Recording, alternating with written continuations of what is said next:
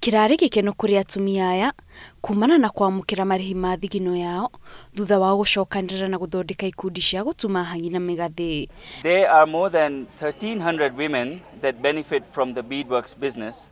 They are spread over 9 conservancies in northern Kenya, stretching all the way from Marsabit all the way down to Laikipia.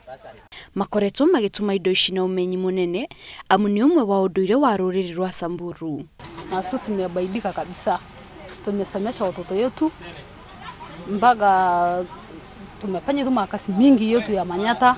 Sisi tumebaidika, yuko samani mtu hakuna hata chochote, lakini saa hii watu tumebaidika kabisa.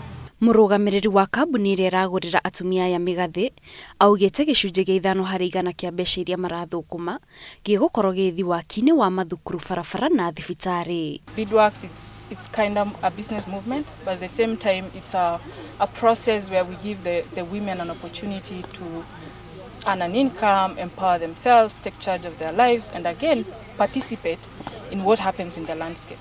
So they can influence the decisions because they contribute financially, they contribute in participation in leadership. Kuringana na atumia aya, wira uyu wa guthondeka migathi ni umahotithitie gwikuria, kurugamirira family ciao na gukuria matura. Ngiribotera Inooro TV, njitagwo Kate Muthoni.